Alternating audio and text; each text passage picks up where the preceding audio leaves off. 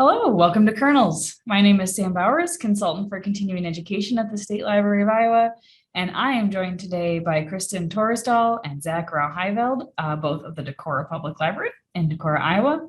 Let me take you a minute to tell you about Kernels. Kernels is an ongoing series of short videos from the State Library of Iowa. If you're watching this like relatively close to the launch of this, we've been on a bit of a hiatus, but it's good to be back. Each installment or each kernel is a small pop, get it? Of professional development that gets right to the core of a library program, service, or methodology applied in a public library setting. And we've got in-practice librarians like Zach and Kristin discussing their work so that other librarians can learn from their experience. We've got all the kernels on our YouTube channel, whole playlist of them. Make sure you watch them all. And we've got them posted in Iowa Learns as well if you're looking for CE credit. Watch the video and complete the evaluation. Check out the description of this video or the attachments area of Iowa Learns. If we have any resources or handouts, that's where they'll be. So Zach and Kristin, again from the Decorah Public Library, are here to tell us about how they unmuseumed their library. And we're going to break down what we mean by unmuseumed here in just a little bit. But for now, I'm going to turn it over to them to tell us a little bit about Decorah and a little bit about their library. So Zach and Kristin, thanks for being here. Take it away. Thanks so much for having us. So Decorah is a little town of about 7,500 people, give or take. We're in the northeast corner of the state. You may have heard of us because of the Decorah Eagles or Top Wing Goliath Brewery, or because we're the home of Luther College and Seed Savers Exchange and the Vesterheim Norwegian American Museum, among other things. We're a fun little tourist attraction in the northeast corner of the state. Our library is a size E library. And we're fortunate to be in sort of a bustling little community seat, situated pretty near to both Minnesota and Wisconsin in the far northeast, as I mentioned. We have a good public school system and a pretty healthy farming and manufacturing community. So lots going on here in Decorah. Zach, other things you'd like to add to that description? No, it's pretty spot on. People come up here quite often for fishing, for outdoor activities. We're the part of the state that the glaciers didn't plow under, so lots of bluffs. Decorah is in the middle of a impact crater, so there's lots of exciting things happening with that. So, sorry. And Kristin, you are the director there, is that right? How long have you been there? So I've been the director for the last 5 years. I was the assistant director for 12 before that. I was here a number of years before that in part-time capacities. Ultimately, I've been here since I was like 15.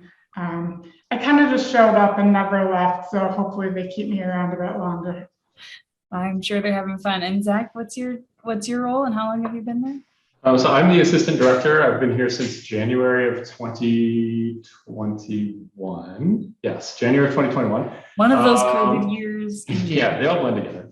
My background is in museums, actually. I spent a decade working in museum exhibits and museum collections. So I'm sort of happy to come at this from the museum side to talk about stuff and the ways in which museum collections and library collections, especially public library collections, are so vastly different in terms of their purpose and scope and scale. So I'm in charge of adult programming, purchasing nonfiction for the adult collection, all sorts of other things. A lot of our marketing and communication sort of falls under my sort of overview, that sort of thing. So we're a lot like with a lot of assistant directors, you could kind of have that title, other duties as assigned, and that would cover a lot of buckets. Mm-hmm. I think, pertaining to this topic, and also kind of to Zach's past in museums, Decorah is definitely a community that is really interested in and really values history. We have not just Vesterheim, but a number of other small local museums in this community and a couple of other communities in the county. So it's interesting to sort of think about, in what ways do we value and maintain items of historical significance, and also sort of make sure that they're in locations appropriate for their exhibition and viewing.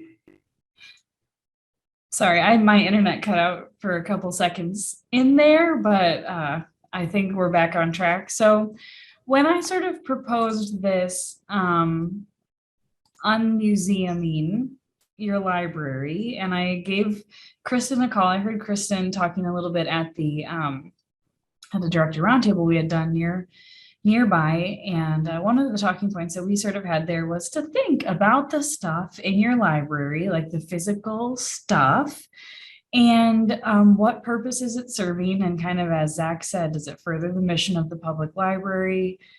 Is it just kind of this old stuff that's accumulated?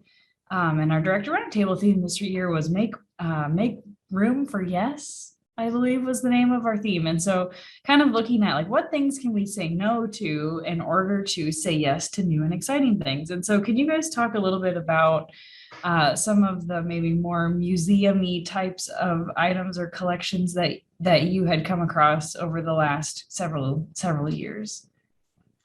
Maybe the process leading up to realizing, like, I don't know if I want that anymore.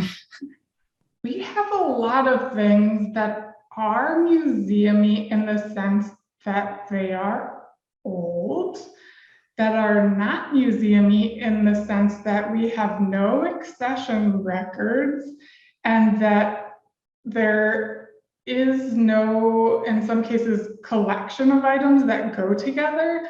So ultimately, in a lot of cases, what we had was like random assortments of things that we couldn't identify. So a couple of strange birds and some a geisha figurine and some items to do with post offices and a collection of lapel pins. We had a collection of summer reading program t-shirts dating back, I don't know, 20 odd years that for, I think, all of those years hung on plastic hangers on the wall in our children's area and collected dust on said wall. We had a wooden train. We had some random sculptures. I mean, I could go on. I won't, but yeah, lots of just very random and assorted things that we had no way to identify. What is this thing? Why do we have it? Who gave it to us? Is it significant to our library, our town, our patrons? We don't know. We don't know. We had a very large, decrepit dollhouse that graced the exterior wall of my office and greeted me creepily for a period of time. That was nice.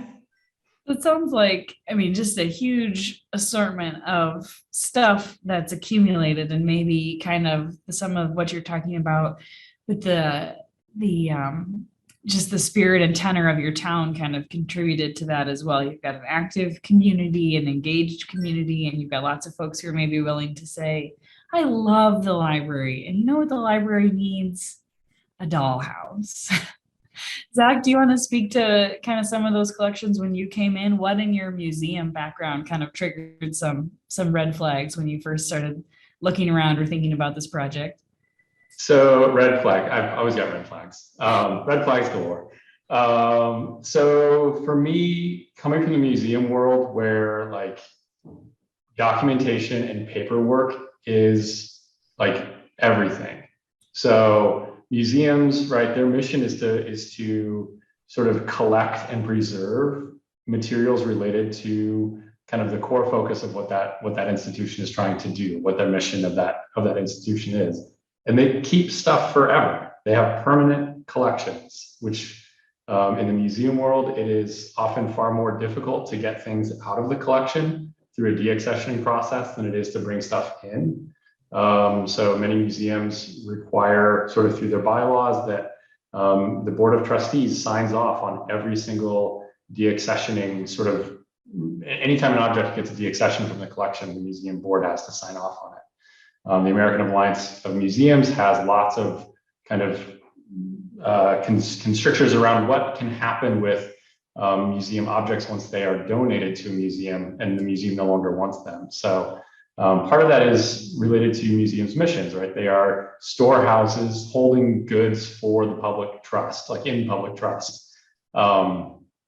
And so if a museum doesn't want things anymore, their sort of primary goal is to get it into another institution that can put it on display or that can preserve it or that sort of thing. What they can't do is sell it and use those funds to pay for a building project or do other things. But all of that starts with paperwork and lots and lots and lots and lots of paperwork. Like there is no object in a museum, there should be no object in a museum that doesn't have like a number associated with it and a lot of paperwork that goes along with that. Everything from condition reports to documentations around provenance. Where did it come from? Did the person who donated this have legal title to donate it to the museum? There's sort of an actual like transfer of legal title from an individual donor to the museum. So libraries don't have any of that. So you're seeing a disconnect between like museum policy and procedure and the fact that the library has sort of functioned in this de facto museum-y kind of way without any of those sort of guide rails in place. Exactly. And it gets really complicated, right? When you start to factor in that most public libraries are government entities and that your hands are really tied in terms of what you can do once you accept an object into your collection. Once you say yes to a donor, you can't give that thing back to the donor, right? Like it's now public property and there's a lot of sort of hoops you have to jump through in order to remove that object from sort of the public library. So the way that museums get around that is they're not often sort of city entities, but they're far more sort of familiar with loan paperwork and loan documentation or sort of provisional accessioning, so that even if you're not sort of fully bringing an object into your museum collection formally, you still have record of who this thing belongs to and the terms of that loan so that you can return it to that sort of body or that organization if you no longer want it. But libraries don't have that because it's not the mission of a library to preserve that kind of stuff. But sort of related to that, I think one of the reasons why lots of things got donated to Decorah Public Library in particular, and this is probably true for lots of other libraries in smaller towns, is that half of our building is a historic building. Half of our building was the post office that was originally built in 1911, I think. And so we have a lot of materials related to post offices because our building used to be a post office. So, but that's not the public library's mission, isn't to preserve postal history. So you guys looked around and decided it was time to tackle some of these challenges as far as we know this is not going to be a quick fix or an easy solve, but we need to get some of this stuff out of the library. Was there kind of a tipping point, or what made you decide it was time to start tackling this project? I had spent over a decade looking at all this musty stuff, cluttering up every available surface and wanting to throw it in a dumpster. Okay, maybe that's a little far. Wanting to hide it in a closet at minimum and being told no. And when I was hired as director, I put on my rubber gloves and I started gathering up. No, that's not quite what happened. I did start working with a group of staff to kind of do a large scale tidy up project because we knew that we wanted to move some things around kind of in a big way. And we knew that there were a series of larger scale renovations, interior and exterior, that were overdue that we would need to be doing. And so there would be a lot of stuff that just had to, at minimum, be moved and stored and et cetera. And so as it turned out, we did do a large scale interior renovation, which included floors, paint, et cetera, et cetera. So really everything did have to come down. So that was kind of a nice way for staff, stakeholders, the public that might have been more hesitant to sort of accept, okay, major renovations are coming, literally everything has to be moved. Yes, some of it did go straight in the garbage, but a lot of it did go to storage, which is what I would encourage people to begin with if you're feeling hesitant. Even if you don't have a lot of storage, start with some of the small, like knick-knacky stuff, like what I mentioned earlier, the stuff that doesn't make sense, the stuff that has nothing to do with the library. Just put it in storage. You don't have to get rid of it right away. grab it, take it, put it somewhere. Then when somebody asks you what happened to your collection of lapel pins from 50 years ago, first of all, most people, 99% of people, are never going to notice. Second of all, you can say, don't worry, it's just fine. They're safely in storage. And you can keep saying that for a few years. Pretty soon, no one will ask you ever again, and you can put them in the dumpster. But that was basically the starting point, was the renovation project. And that was our tipping point. Now, I seem to remember from when we were talking beforehand that you told me you actually had some community input on what the community thought about the state of the inside of the library. It was you who said you had some response. You said, it feels like going to my grandma's house. Yeah, and not really in a good way. Not in a like, oh, fresh baked cookies and no, it was like musty hoarder grandma's living room kind of way. And that was, I think, valid. We had a couple of Luther College social work interns who did a 6-week project with us. And one of the things that we jointly identified for them to work on was a community survey ahead of our interior renovations. And one of the things that we ended up asking the community about on that survey was sort of about the interior space. Does it feel welcoming? Does it sort of meet your needs in a variety of different ways? And one of the things that we heard back from many respondents was it feels outdated, it feels grubby, it feels cluttered. It doesn't feel really like a place that I want to come and just use as a third space to hang out and read or just spend time. I kind of want to get in and get out.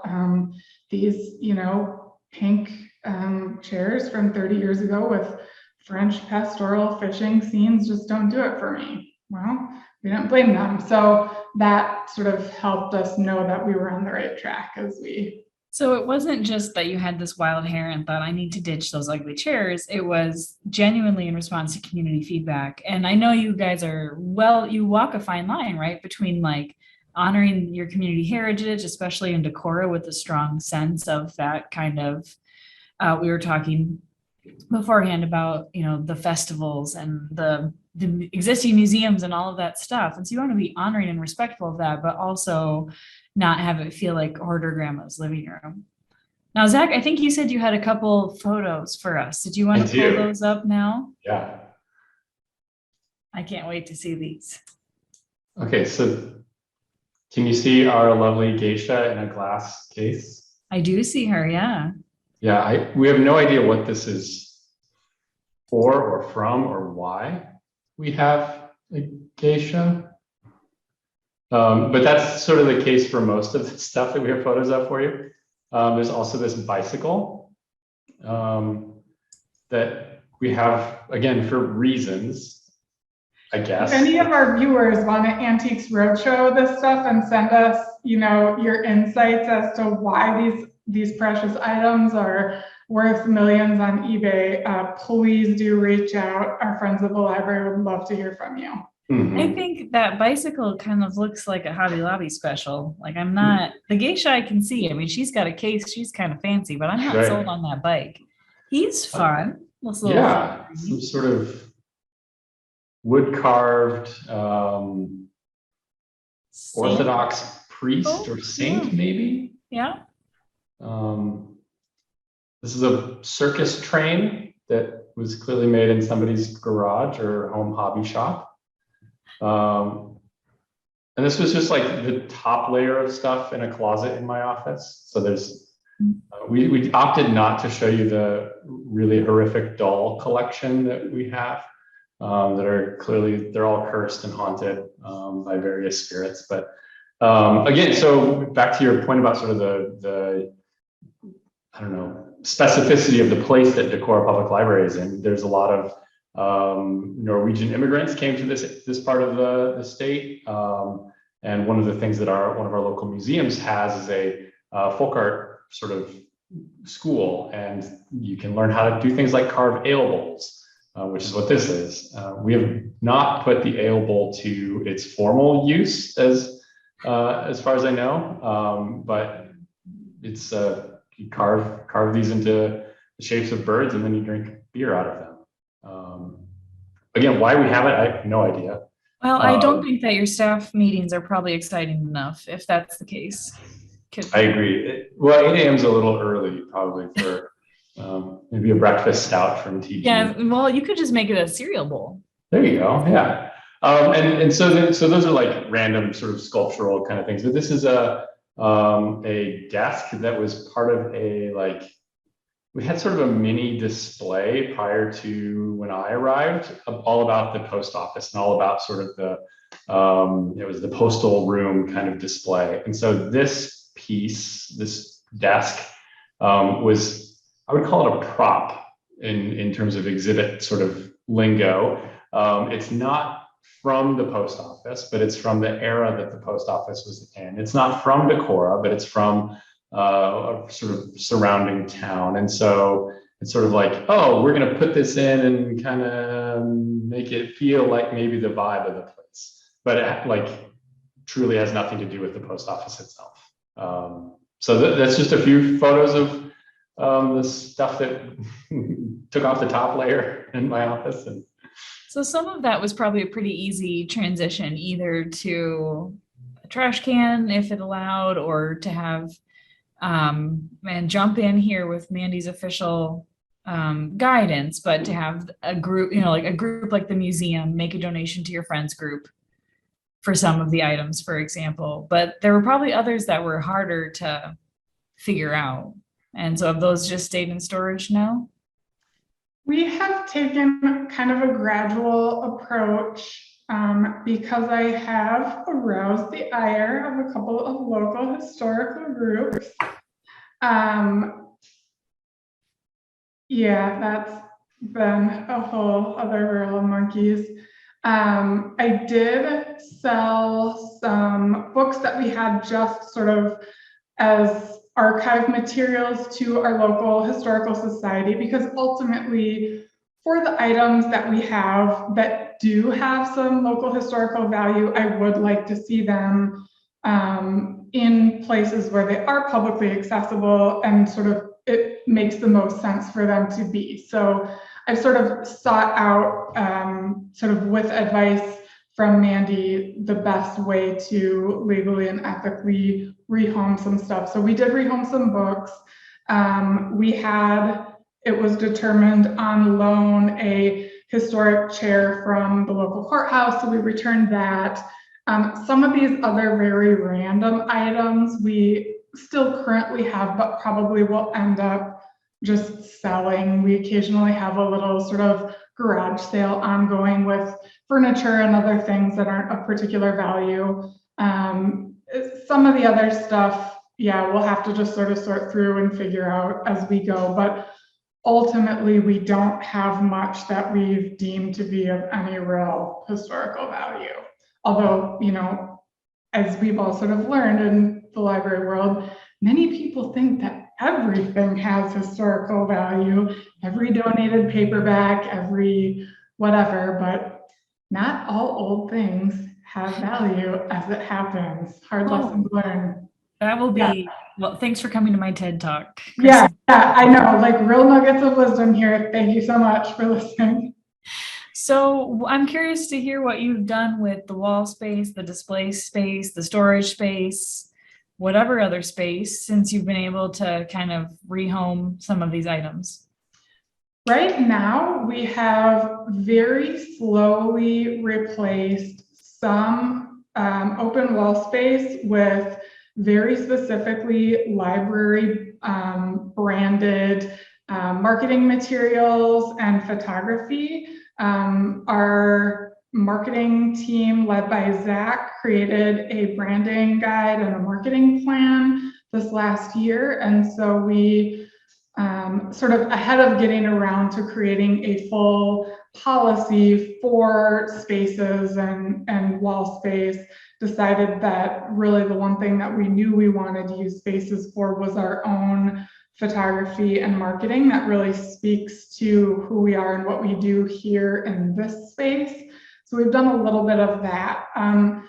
We really kind of feel like we have a lot going on just with the books and the displays that we have in our space. Like that's a lot of visual stuff going on and a lot of color happening on its own. So we haven't done a lot really beyond that so far.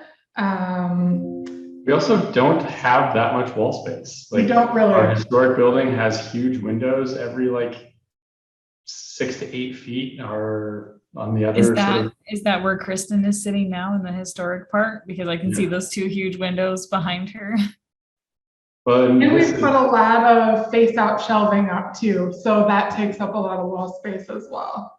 Yeah, so we sort of prioritized highlighting new materials that are coming in, putting together sort of book displays that are themed or topical, and then also kind of highlighting all of the exciting things that our library users are doing within the space itself. So we have a little like crafting area and makerspace, and so occasionally we'll get good photos of stuff that kids have built, and we'll put huge photos of them up because we have a large format printer, and so we're able to like print large scale things quickly, pretty economically, and we can sort of cycle things in and out as seasons change and that sort of thing. So I think we see our display space as far more temporal than we see it as permanent. It's like, here's what we're going to do this month. Here's what we're going to do this quarter. Here's what we're going to do. You know, it's not like, let's put out the plexiglass vitrines and like fill it with tchotchkes. Well, I mean, I just think how fresh that must feel to your users who are used to 25 years worth of summer reading t-shirts on the wall. I mean, I'm trying to even think like, what was the best theme that was up there that you were like, I can't believe we did a whole summer on cows on. There's gotta have been some good ones. And once we really pulled stuff down, and especially after we completed the renovation, we had just an influx of comments from the public saying, oh my goodness, it feels so fresh and it feels so clean and it feels so modern and inviting. And we put, you know, some plants around, and people just loved that there wasn't stuff. Like they didn't want to see more stuff. So we didn't really feel pressured to fill those spaces back up with anything, especially with things that we had to clean. So the positives have outweighed, the positive community feedback has outweighed the negative community feedback. This cracked me up a lot. Usually when you do any kind of big project, I assume that at least half the feedback will be negative, just because, I don't know, that's kind of how people are, isn't it? People just have their preferences, right? Like half the people are like, why don't you go really bright and bold? Or why don't you go all neutrals? Or why aren't there big colorful murals everywhere? That was not the case here. Like, honestly, and I quiz staff about this all the time, and I kept my ear to the ground. All the feedback that we got on the paint schemes and the flooring and everything was positive, except we had one patron that came in that wanted to lodge a complaint that said, oh, it's just so drab in here. And it was a library director from many, many years ago who was the one who painted all of the like Victorian Pepto-Bismol pink that we had just got done painting over, which really actually brought me a lot of joy. So that was the one complaint that we fielded. A former director not happy, but everyone else happy. I love that. Yeah. My last question for you guys, or maybe my second to last question, and Zach kind of hinted at this with some brand guidelines, but talk a little bit about the role of policy going forward. So how can you ensure, Kristin, that when you're 70 and retired and on the beach, and Zach too, you know, you guys are out of here, next people are in charge, how are we not going to be in the same situation that you guys just fought your way out of? So what is the role of policy in moving forward, both in the collecting things, and then I also want to hear in the sort of display or presentation of things, because I think you hinted at this with like, okay, we don't hang t-shirts on the wall, but we can hang summer reading photos on the wall. Like maybe this is a good compromise. So when we're 70 on the beach drinking out of the ale horn, I think the role of policy is definitely, in a lot of ways, just to make things clear cut and prevent decision fatigue. Like, very clearly laid out, when somebody comes to you and says, I have this thing, do you want it? You can very easily say, it's sort of in flowchart fashion, is it this, is it this, is it this? Yes or no, done. With really very little thought or conversation. I mean, I think it should very clearly follow through. Like, does it meet the mission of the library? Is it something that library users want or need? Is it something that is going to require expense or upkeep? Is it a random collection that would be better housed in a museum? Is it, I don't know, some geishas and birds that like absolutely have nothing to do with what we do here? I mean, you can hammer out the specifics, and certainly, you know, the specifics of the policy can be changed over time. But to me, any good policy is just as simple as possible, as clear cut as possible. You can readily look at it anytime that somebody calls you on the phone or walks in the door and say, does this meet this criteria, yes or no, with a pretty quick once over and not a lot of conversation. And similarly, in terms of, you know, what you put on your wall, same thing. Does this fit? Does this not fit? It should be 3 to 5 minutes to decide. Well, and I think the other thing that is sort of helpful for me coming from the museum world, like museums, yeah, they have a lot of stuff, but they are utterly ruthless in terms of what they say yes and no to, and they say no to far more things than they say yes to. And so, like, kind of our unwritten, unspoken policy is no. Like, the library is not a place for stuff. Like, everything in a library, everything in a public library has to be functional and useful, right? Like, you think about a weeding process. The primary criteria by which you're weeding stuff, like fiction, for example, is whether or not it's being used. If it's not being used, get rid of it. And so, sort of same with the physical materials. Like, is there another organization that would be better suited for housing and displaying this stuff? Chances are yes. Like, certainly there are places that have historical societies or other archives kind of organizations housed in the library building, whether they're under the umbrella of the public library or they're sort of companion organizations that are sort of housed in the same building. But even then, the public library should not be the one who is taking on historic objects or historic artifacts that are unrelated. Potentially the only place where you could say yes is things that are related to the direct history of the public library, because that is sort of part of that institutional memory. That's part of that sort of institutional kind of record. But everything else, I think there's often a far better organization in your community that has the policies, that has the procedures, that has the staff with the expertise to know what to do with physical objects like this. I mean, I think most often we are directing people to other organizations in our community that are better suited for preserving that stuff. So a historic table from the founding of the library, maybe we'll keep that. A historic table, not quite from the post office, but from the era of the post office, not quite from our post office, but maybe from a post office down the road. No. And money, I would love to have it. If it's something that can be circulated in my collection that the public wants, that we need, that we don't already have, I might love to have it. Anything else, pretty wishy-washy, probably no, unless it's revenue generating and doesn't cost a lot of time and effort to manage it. Because I think the other component of that is like storage. We have a big building, we have zero storage. Like, we would, even if somebody was to donate to us the original circulation desk that the library had, or like some sort of large piece of furniture, like, we don't have space for it. And it doesn't sort of I don't know, in the rubric that we use, in the flow chart that we use to decide whether or not these objects are worth bringing in and storing and preserving long term, like large furniture is often not going to make that cut.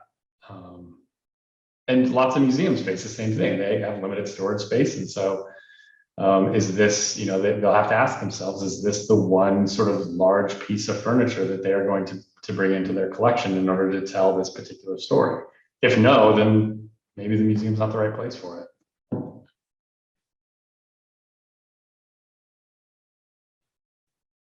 I guess we just get to talk now.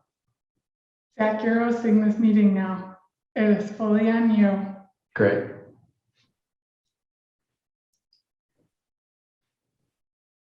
Final thought, Zach, to wrap this up because we're still recording. We are still recording. Build good relationships with the directors and collection managers of those local organizations that do collect and preserve those materials, because it's a lot easier to sort of have that kind of regular communication back and forth with those folks at those other cultural institutions and have a good working relationship with them when it comes time to direct people over there, because then you can have a sense of what they're interested in and what they're not interested in. So yeah, I think building good relationships with those other organizations is key. Also, with your like library board and city manager, council, etc., so that they understand what the sort of limitations are with what you can and can't do with different things, and can sort of help usher through that process effectively. Right.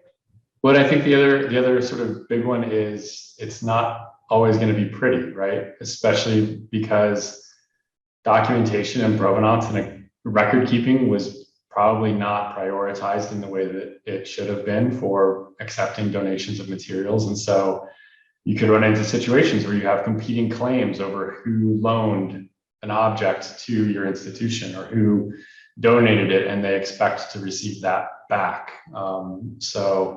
That also sort of requires really good relationships with your city manager, with your city attorney, if you have one. And again, with those relationships with those decision makers at those other cultural institutions, so that way you can sort of work through that stuff kind of more effectively than have it be a catastrophic or dramatic kind of situation. I had a little internet blip again, but it looks like we stayed recording, so I'm happy about that. But any closing thoughts? Any closing thoughts from either of you? Maybe advice to someone who's thinking of tackling the stuff question, the museuming question of their library. What would you say to get them started? I think like with anything, just start. It feels really good once you get going. And like I said earlier, even if it just means taking some of the small stuff and throwing it in a closet for a while.